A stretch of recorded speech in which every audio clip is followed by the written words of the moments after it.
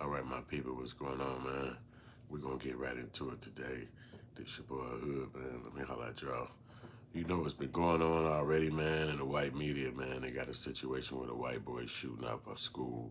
They screaming that this dude is transgender and all this wildness. Let's talk about it. This your boy.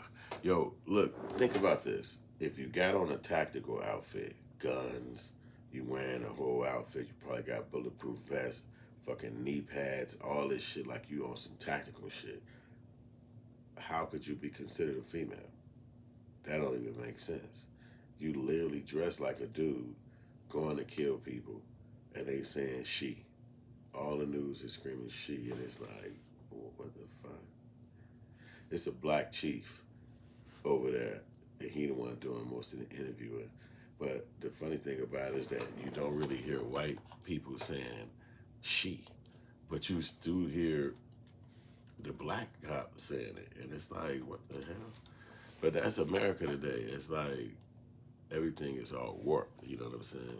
It's all warped. You know what I'm saying? So I don't know what the heck was wrong with that person for shooting up that school, or why they did it, or what the mentality of a person behind something like that. But I know he killed a lot of little kids that didn't deserve it. You know, if you think about a kid, they're not even imagining being hurt. They're just going to school and going to, be a child and laughing and having fun. They ain't thinking about pain or people that's angry or nobody that got a mental issue. Listen to this chief for a second. I'm gonna let y'all hear how he get down. My whole career. They're gonna put us with a commercial, you know that already. But look how this black chief is saying how he's describing a person. The shooter, who police say was a former student, breaking a glass door.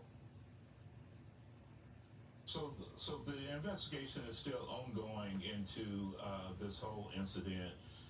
But what detectives have said so far is there's possibly some resentment for having to go to that school. There's a connection with that family. Right now, I can't go deeply into that, but because it's unconfirmed.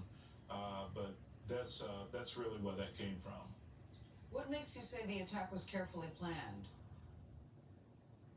So we have a manifesto. We have a booklet that shows exactly what she had planned to do. We have maps that showed the entry point into the school, the weapons that was going to be used, the clothing that she was going to wear. She had drawn it up almost like a cartoon. So you could see that in order to describe this person, they have a black cop up there saying she. Now, to me, if you're a murderer and you was born with a penis and you was born as a boy, you a dude. You're a he. And however you have sex in your life or chose to be sexual, whatever you chose in your life and in your way of living, that's you dead now. So when you a person living, you can be who you want to be. Well, when you dead, you what God made you. And so that's what's the weirdest thing to me. I can't even see a white police chief screaming she. But this guy got to do what he got to do. So it's just like, what the hell? And you would shoot up a whole school, kill the people. You could see the person shooting through the window, going inside, doing the murders.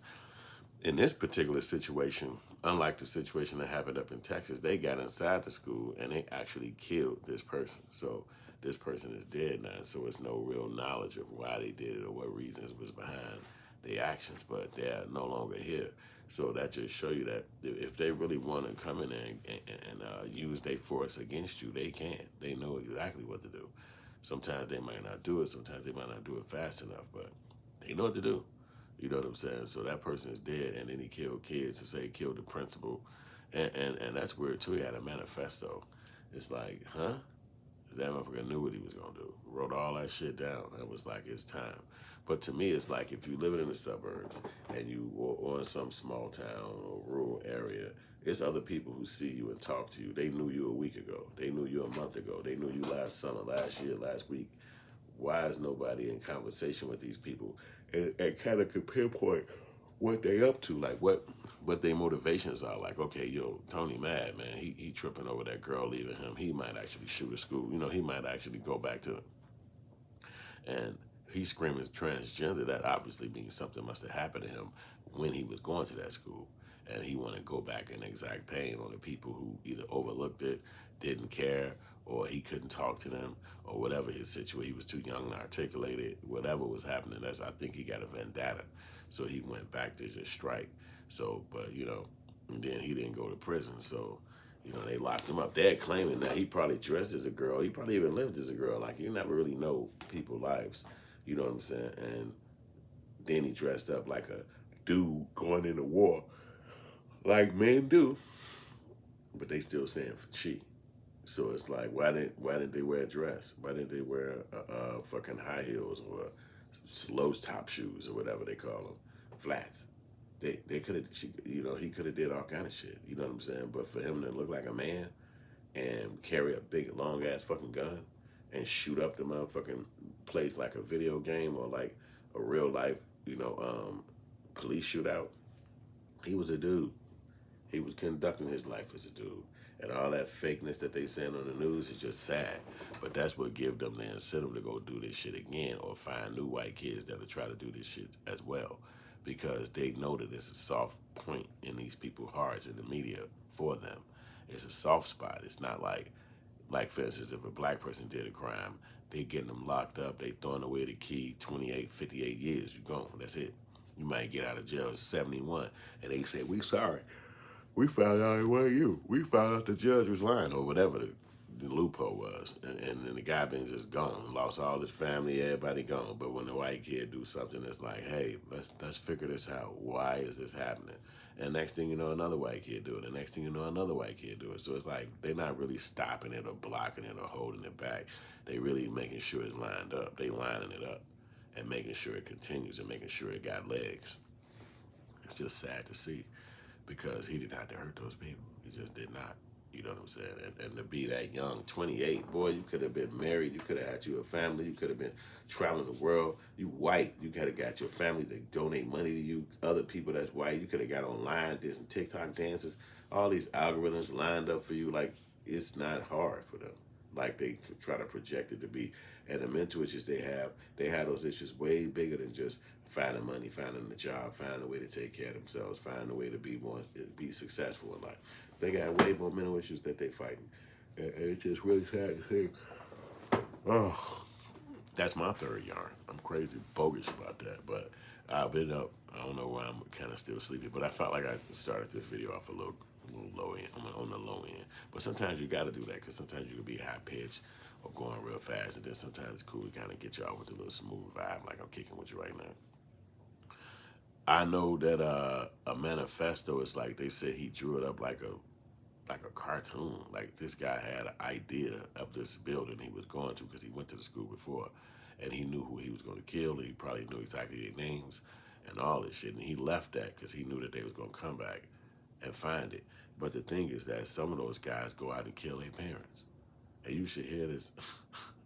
This black chief, they asked him what the white boy parents feel.